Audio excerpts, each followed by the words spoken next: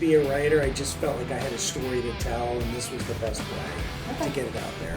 It struck me that back then, and this is the 60s, early 70s, he didn't really have a strong relationship with us. I mean, he was our father, but it's not like he was the dad that was taking us camping or to the ball game. He didn't do those things. I learned a lot about him.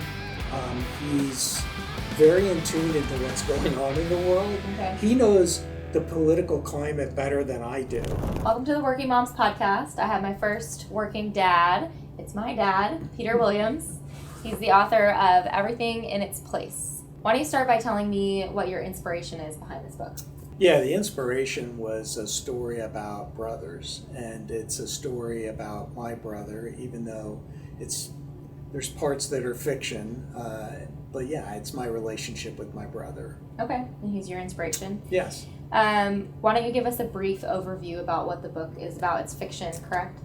Yeah, so a lot of it is based on true stories and my relationship with my brother growing up with him. But the premise of the story is that my brother grew up in the 50s, 60s, and he had special needs. And back then, I didn't understand what those needs were, just that he was different. He went to different schools. My parents really didn't discuss what his special needs were.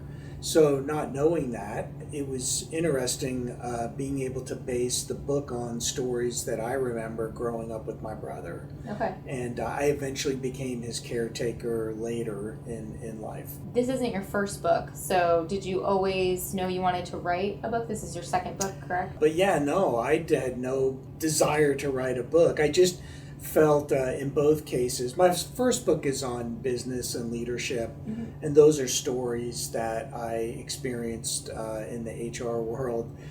This book is more personal. It was growing up again with my brother. Yeah, I just felt like there was a story to be told, and that's why I wrote the book. So didn't have any desire to be a writer. I just felt like I had a story to tell, and this was the best way to get it out there. Cool. Yeah. In the writing process, I guess, did you have any challenges while writing this book? What was the biggest challenge you overcame through the process? Yeah, my process is I like to write notes on note cards. Okay. And so for years, probably a good 3 to 4 years, I periodically would just write things that I remember about my brother and those stories, and I would put them on a note card. The hardest thing for me is once I get to a point where I feel like I've got a lot of content, was being able to bring the content together to be able to tell a story that logically makes sense. And so that's, for me, the hardest part is the time it takes to kind of bring all that information together. Yeah, okay. And then how long did it take you from the idea coming to your mind to basically the book was published? Yeah. How long was that? It's probably like 7-8 years. Wow. Yeah, a lot of years just putting content down, and then probably a year to kind of bring the story together, and then 2 years to write it, and then the editing process and all the other pieces. But yeah, total is about 7 to 8 years. Okay. So was this the original title, or how did you come up with the title? What does Everything in Its Place mean to you? Yeah, so there was a time where I actually lived with my brother for a couple years after I became his caretaker. And I didn't know that he had OCD. Okay. And so living with him, I discovered that.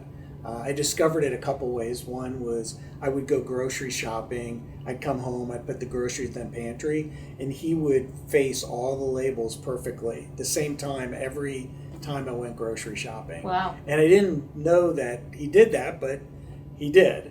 And then the other thing that was the most interesting was we had a kitchen drawer, and in it, people just usually put, utensils and flashlights and things in that.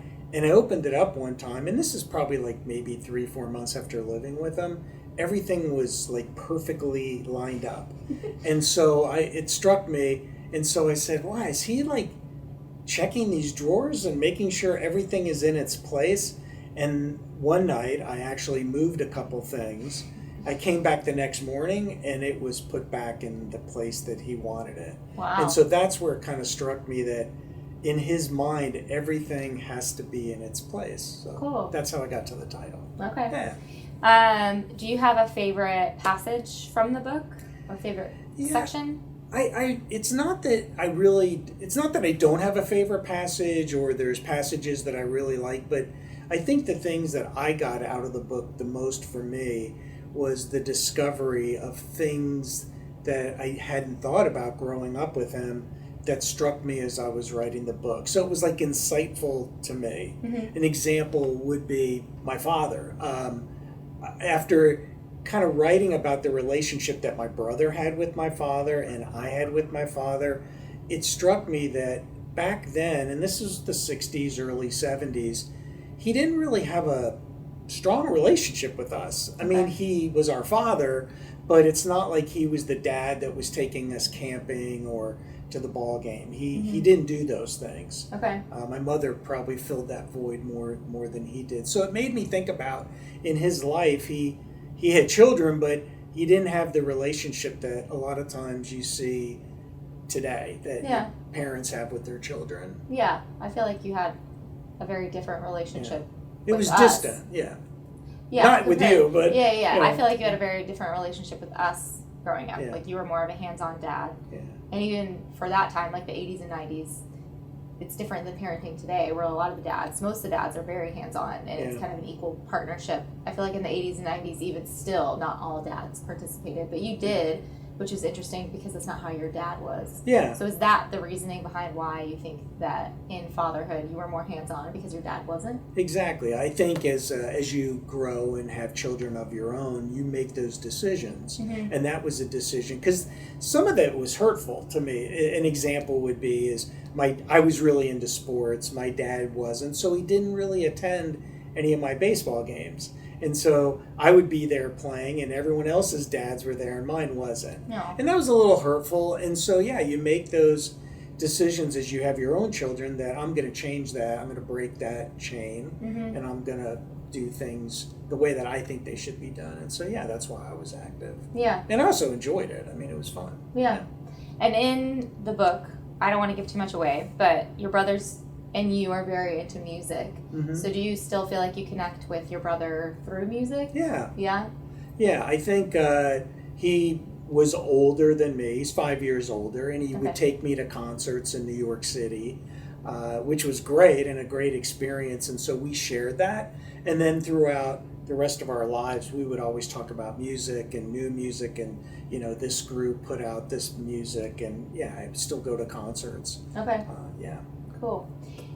Is there a main message in this book that you want your readers to take away? Yeah, in writing it, I wanted to make sure it was a great story. Mm-hmm. And so, yes, while I use the book as my experience with my brother as the background and a lot of the stories, some things have been enhanced. Okay. Some things are fiction. They didn't happen, but I wanted to write a good story. And so really the moral issue I believe in the book is that I want the reader to think about the direction I took my relationship with my brother. Okay. And whether if you had the opportunity to make a change in someone's life, whether you would get involved and work towards that or whether you would just back off and leave things alone. Okay. And I think that's the question at the end of the book is, okay, if that was me, would I have engaged the way that I did or the main character did?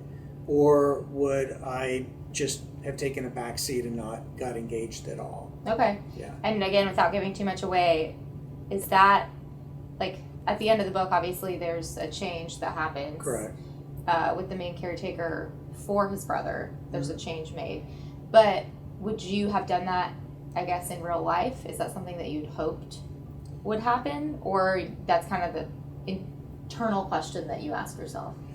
Yeah, I mean, I don't think I would do things different. I'm glad the direction I took, but certainly it made me think about, was it the right decision? Yeah. It's again that decision of, should I get involved or not? Yeah. And I guess that depends on the individual as to whether that's something that is part of their DNA or is not part of their DNA. I think some people would engage, and probably 50% might go, I just would have left that alone. Yeah. Yeah.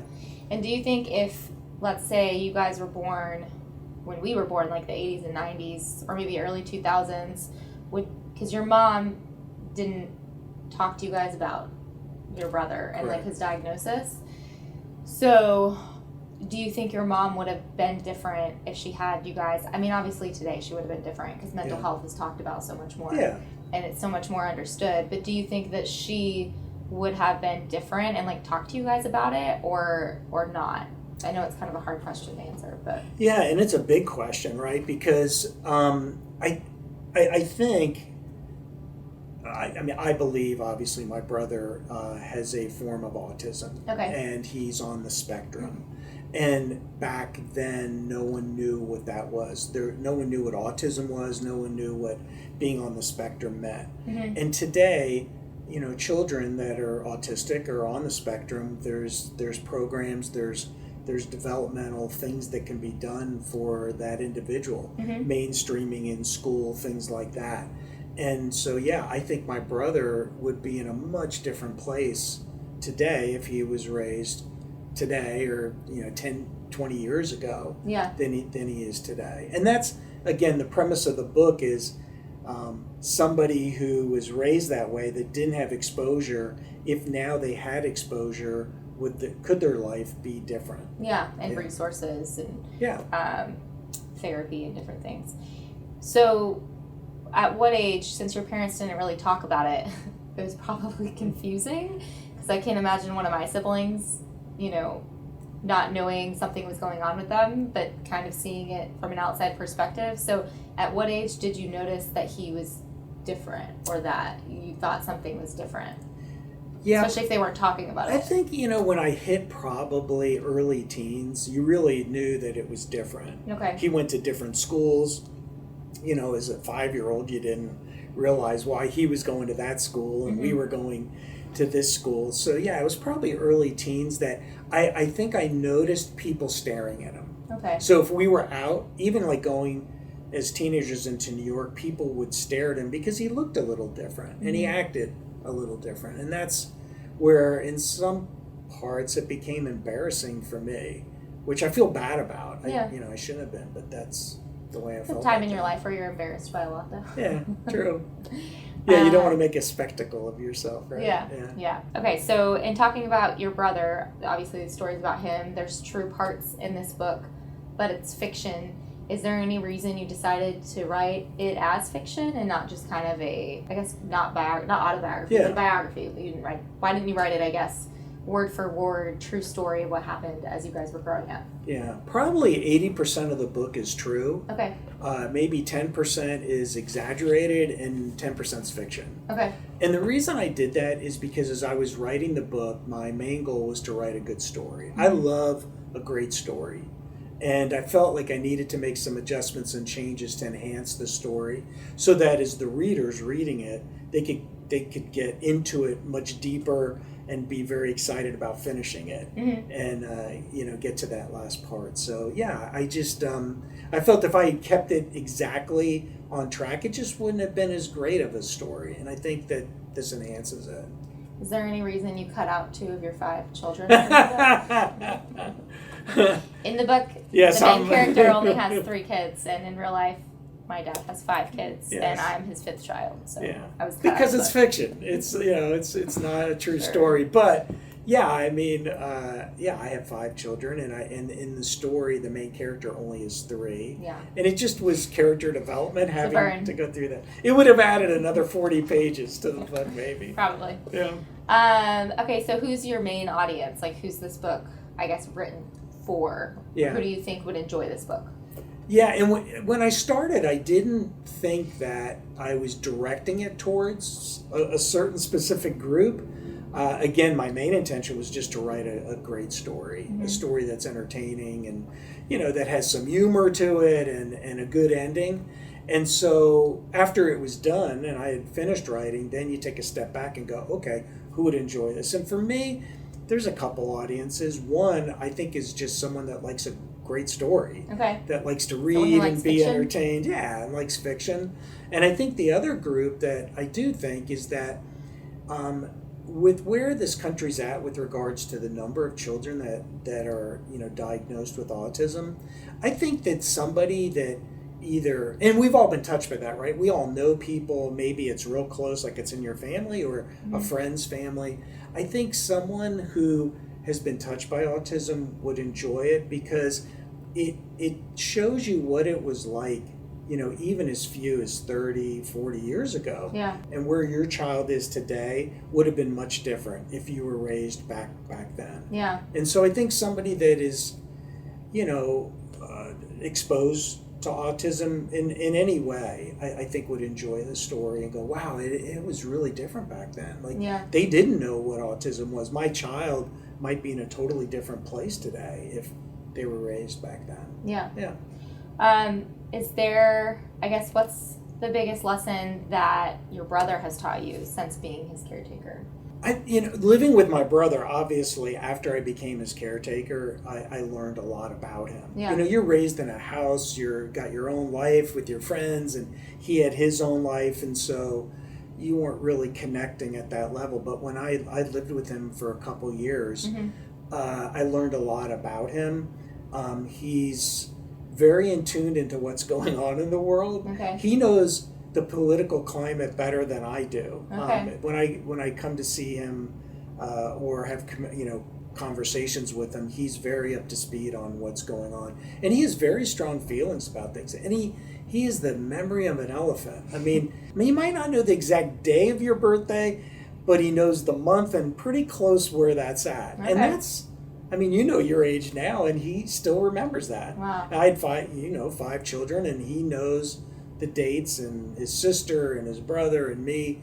He knows all that. Yeah, he remembers my dog. He does. Yeah, he really liked your dog a lot. That's sweet. So your biggest lesson from him is just that how would you word that? Yeah. Is there something he's taught you? Yeah, I think it's don't judge the book by its cover, okay. right? Like in his special needs, he still has these extreme positives that are on one side that maybe I wasn't exposed to as a child growing up that I appreciate today. Yeah. Yeah. And he's very caring, caring person. Yeah. Okay. And in regards to writing, are there any authors that you look to for inspiration or guidance? Is there any, who's your favorite author or anybody that kind of helped you get into writing? It's probably a combination of a lot of reading and a lot of movies. Okay. It's like I love movies and I love quoting lines from movies and things that I remember. And I like, the excitement and escape of being able to go to a movie or read a book. Mm-hmm. And so I read a lot. I don't have a favorite author. Okay. Most of my readings in my last 30 years prior to this were much more business related. Mm-hmm. So nonfiction, business. A little more dull. Right. And they all seemed after a while to say the same thing, just in a different way. Yeah. But I do like fiction too. I really love a good story and I love a good movie. I love The Sixth Sense. Okay. And that movie, how at the end it flipped and it really changed things. I love stuff like that. Okay. Yeah. So do you think that you'd write another book then? Do you think you'd stick with fiction? 7 or 8 years is a long time. It is. For a process. Yeah, but... time's getting short. I think I like the number 3. I always have. It's like my favorite. It's my favorite number. I didn't know that.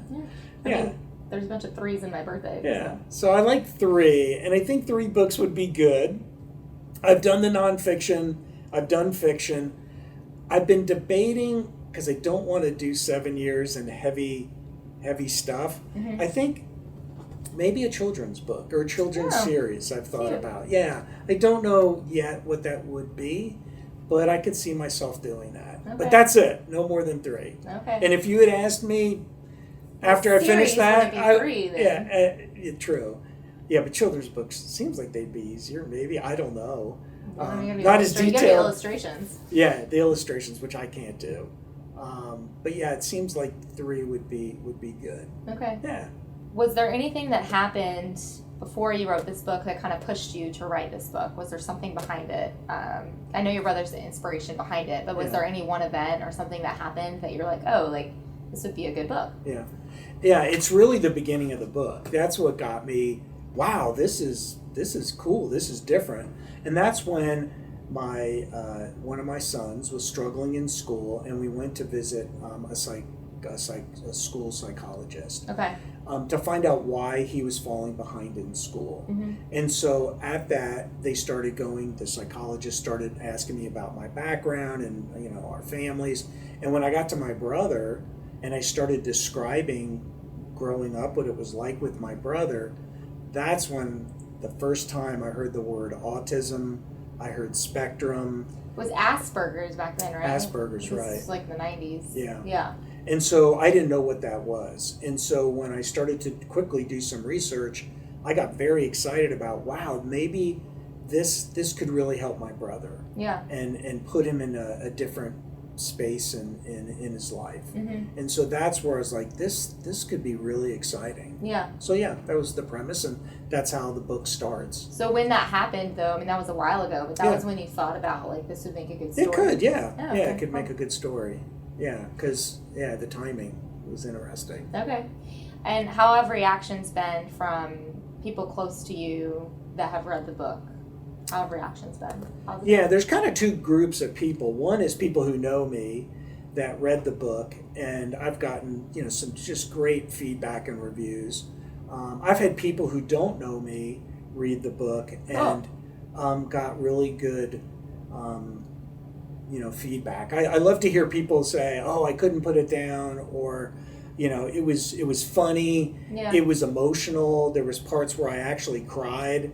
I love hearing the emotions come out from people's comments. I got emotional, but I was more about grandma, grandma, because I know her. So like that part was emotional for me, but I think it's probably because I have family ties to her. But there's a lot in here that like I didn't know about your upbringing. I know some of it's fiction, but I didn't know, how your dad was, and I didn't know a lot about like grandma's, like how she was with your brother.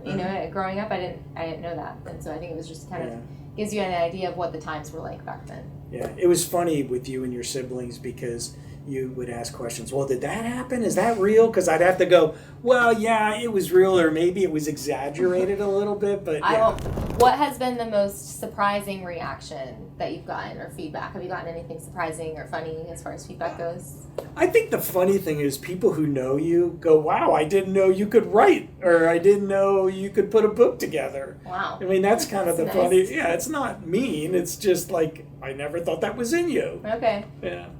And then is there anything, I guess we didn't really touch on, like your personal life. Obviously, I know you, but is there anything you want to share in regards to your personal life and kind of who you are and where you're at? You live in Colorado. I live in Colorado. Right now he's in Tennessee. I have 5 children. I have 8 grandchildren. It's a lot to keep track of these days. And that keeps me fairly busy. I retired recently. Okay. Bored. And maybe that's where the book will come out. Another book might come out. But yeah, I mean, I like staying busy and like doing a lot of different things. Okay. I'm like, I'm not one to just sit around and watch TV. I've got to be active. Yeah, it's not a bad quality. Yeah. And then is there anything that you hope people take away from this book? I mean, we kind of talked about like what lesson do you hope they take away, but is there anything that you hope people take from this book?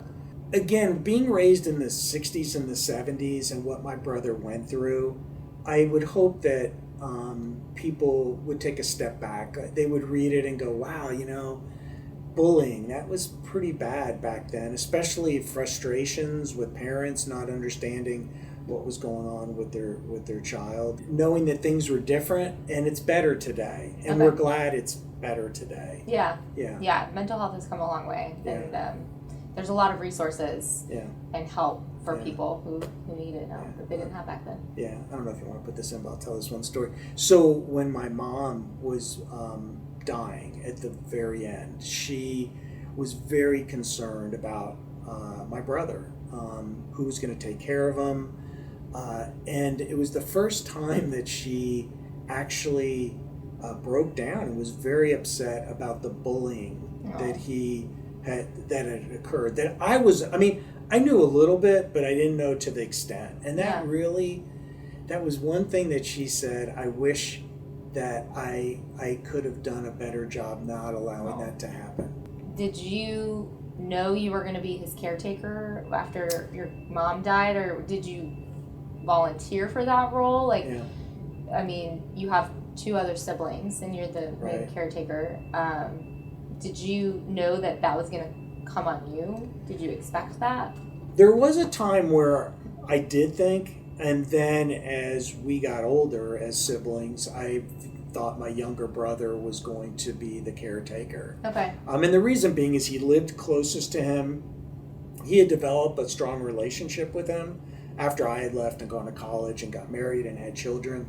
And so, yeah, we all thought that he would have been the one to step up, and that didn't happen. Okay. And so at the very end, again, here's my mom. She knows she's going to die. She was battling cancer. The most important thing for her at that time was to make sure that he was going to get taken care of. Okay. And because we all had lives and we were all on our own, but he needed someone to be his caretaker. So, yeah, I stepped up. I thought that was the right thing to do at that time because there was nobody else. Yeah. It was me or nobody. Yeah. So, yeah. Wow. It's inspiring. Yeah. Okay, and where can we find everything in its place? Yeah, you can find it on Amazon.com. Okay. You can both in print and electronically, Okay. and then also Barnes and Noble. Okay. So those 2 places right now are the best places to find it. Okay, and then is there anything you want to plug as far as like where we can find you, or no? Just the book. Yeah, I mean, you can certainly. I'll take a phone call if you want. 303-875-3697, Oh, wow. or you can, email me at searchandlead@gmail.com. Okay. Yeah, All right. those would be the best. Or through you. No. You're busy. I'll forward you along. Yes. Okay. Well, I think that's all I got. Well, thank you for having me, and Yeah. it's been a pleasure being here. So, yeah, thanks. Okay.